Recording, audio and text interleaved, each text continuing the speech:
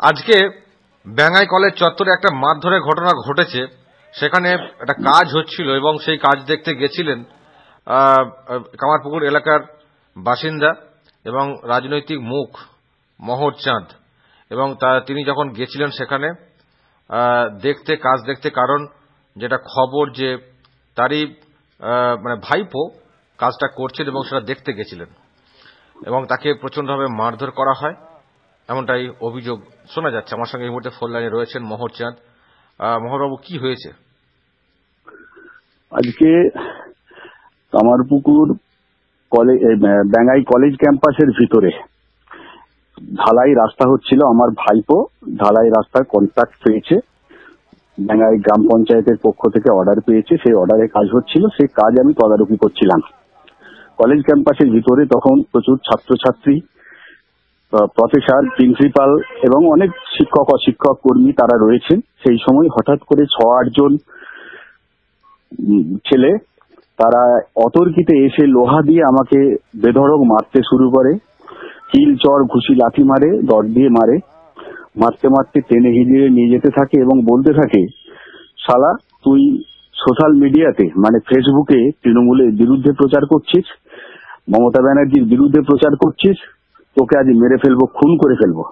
এই বলে তারা আমাকে বেধড়ক মারতে থাকে।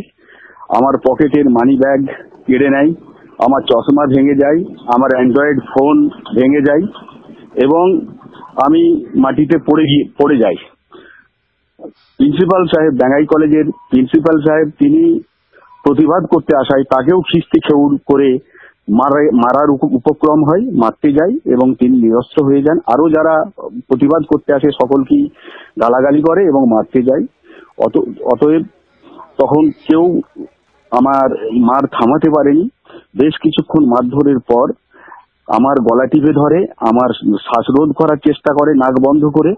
আমি দুজনকে চিনতে পেরেছি, 6-8 জন ছেলে ছিল, ব্যাঙ্গাই অঞ্চলেরই ছেলে বলে মনে হয়। দুজনকে চিনতে পেরেছি, তারা ব্যাঙ্গাই অঞ্চলের সেনাই গ্রামের ছেলে। এক হচ্ছে প্রসেনজিৎ ঘোষ আর একজন হচ্ছে সুদীপ ঘোষ। সুদীপ ঘোষ আমাদের গোঘাটের এমএলএ মানস মজুমদারের অনুগত, তার অফিসেই থাকে। মানস মজুমদার যে এমএলএ, সেই এমএলএর অফিসেই সারাক্ষণ থাকে, দিনরাত্রি থাকে সুদীপ ঘোষ।